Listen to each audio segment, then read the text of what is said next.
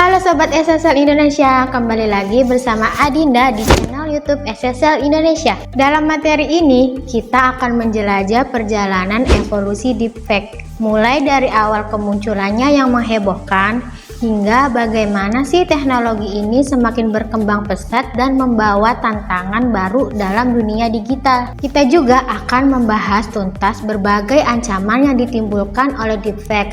Deepfake adalah teknologi yang memungkinkan pembuatan konten palsu seperti video atau audio dengan menggunakan teknik kecerdasan buatan atau AI, khususnya melalui algoritma pembelajaran mendalam atau deep learning dan jaringan saraf tiruan atau neural network. Berikut ada 4 macam evolusi deepfake dari awal kemunculannya hingga penggunaannya saat ini. Mari kita bahas satu persatu.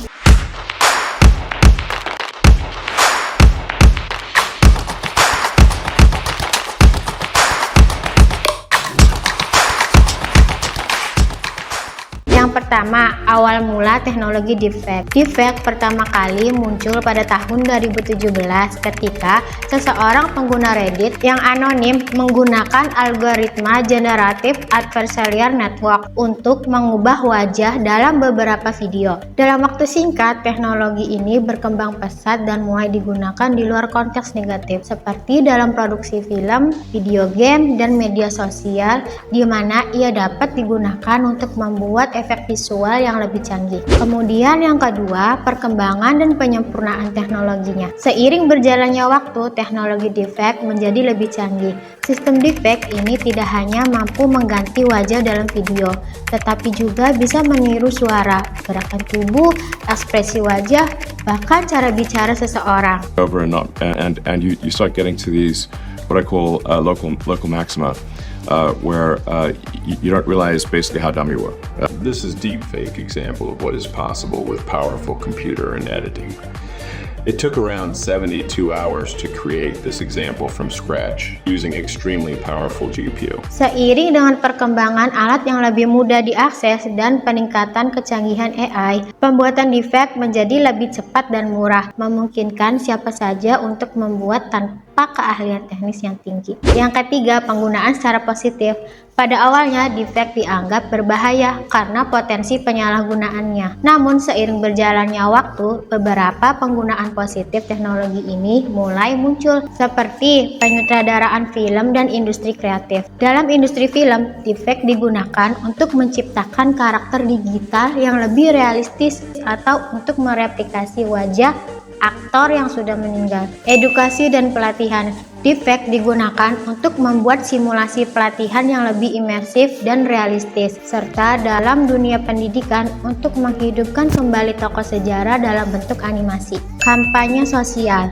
Teknologi ini juga digunakan dalam kampanye kesadaran sosial, seperti mengubah wajah seseorang dalam video atau menunjukkan peran penting mereka dalam sejarah. Yang keempat, meningkatnya aksesibilitas. Saat ini ada banyak aplikasi dan platform yang memungkinkan orang untuk membuat deepfake dengan mudah. Hal ini membuat potensi penyalahgunaan semakin besar karena siapapun dengan perangkat keras dan koneksi internet dapat membuat video deepfake yang tampak profesional. Lalu apa saja sih ancaman dari deepfake itu? Mari kita bahas satu persatu. Yang pertama, misinformasi dan propaganda. Deepfake dapat digunakan untuk menyebarkan informasi yang salah atau misinformation dengan cara yang sangat efektif. Misalnya, video palsu yang menampilkan seorang pemimpin dunia mengatakan sesuatu yang tidak pernah diucapkannya, bisa menciptakan kekacauan politik. Deepfake dapat digunakan dalam kampanye politik untuk menghancurkan reputasi lawan atau mempengaruhi opini publik. Yang kedua, pemerasan dan penipuan. Deepfake dapat digunakan dalam penipuan finansial, di mana suara atau wajah seseorang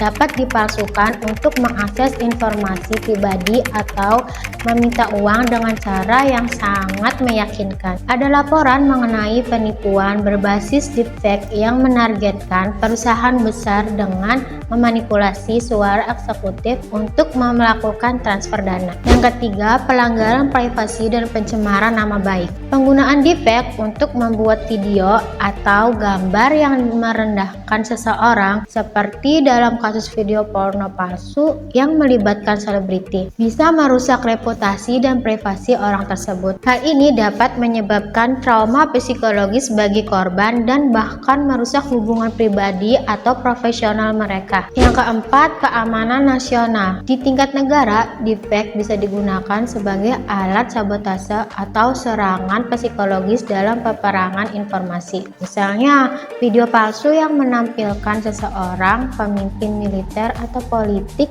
yang mengeluarkan pernyataan berbahaya bisa menciptakan ketegangan internasional atau bahkan menyebabkan konflik. Yang kelima, krisis kepercayaan. Salah satu ancaman terbesar dari deepfake adalah potensi untuk merusak kepercayaan publik terhadap media. Dengan kemampuan untuk membuat video yang tampak nyata, sulit bagi orang untuk membedakan antara kenyataan atau kebohongan. Ini bisa mengarah pada efek kebingungan, di mana orang tidak lagi mempercayai apa yang mereka lihat di media, yang pada gilirannya memperburuk polarisasi sosial. Lalu bagaimana sih upaya untuk menangani ancaman deepfake? Yang pertama, deteksi dan pencegahan. Peneliti dan perusahaan teknologi sedang bekerja sama untuk mengembangkan alat yang dapat mendeteksi deepfake. Misalnya, algoritma pembelajaran mesin yang dirancang untuk mengenali anomali dalam video atau suara yang dihasilkan oleh AI. Beberapa platform seperti Facebook dan Twitter juga mulai menerapkan sistem untuk memverifikasi keaslian konten yang diunggah. Kemudian yang kedua, peraturan dan kebijakan. Pemerintah di berbagai negara mulai mengembangkan untuk mengatur penggunaan teknologi deepfake. Beberapa negara seperti Amerika Serikat dan China telah mengeluarkan regulasi yang melarang pembuatan penyebaran konten deepfake yang digunakan untuk penipuan atau menyebarkan kebohongan. Namun pembentukan hukum yang efektif untuk mengatasi masalah ini tetap menjadi tantangan. Yang ketiga, edukasi publik. Edukasi publik kepada masyarakat mengenai bahaya deepfake dan cara mengenali konten palsu menjadi langkah penting dalam memitigasi dampaknya. Masyarakat perlu diajarkan untuk lebih skeptis terhadap informasi yang mereka terima, terutama jika itu tampak terlalu sensasional atau tidak dapat diverifikasi. Yang keempat, kolaborasi industri dan pemerintah. Kerjasama antara industri teknologi pemerintahan dan organisasi internasional sangat penting dalam mengatasi ancaman yang ditimbulkan oleh deepfake. Penyelesaian masalah ini memerlukan pendekatan multidisipliner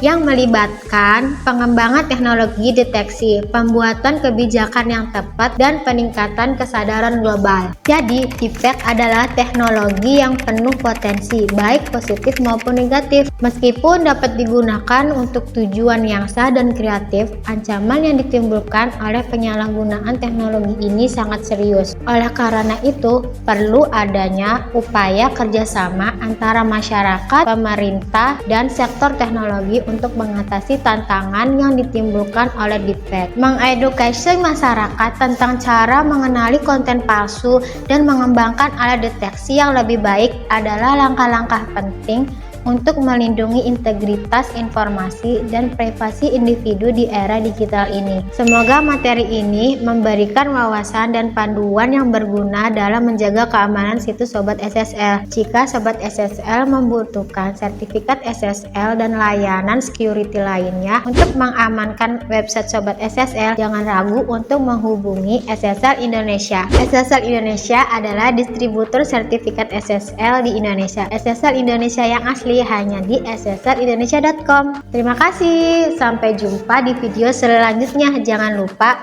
like, share, komen, dan subscribe channel SSL Indonesia. Bye bye.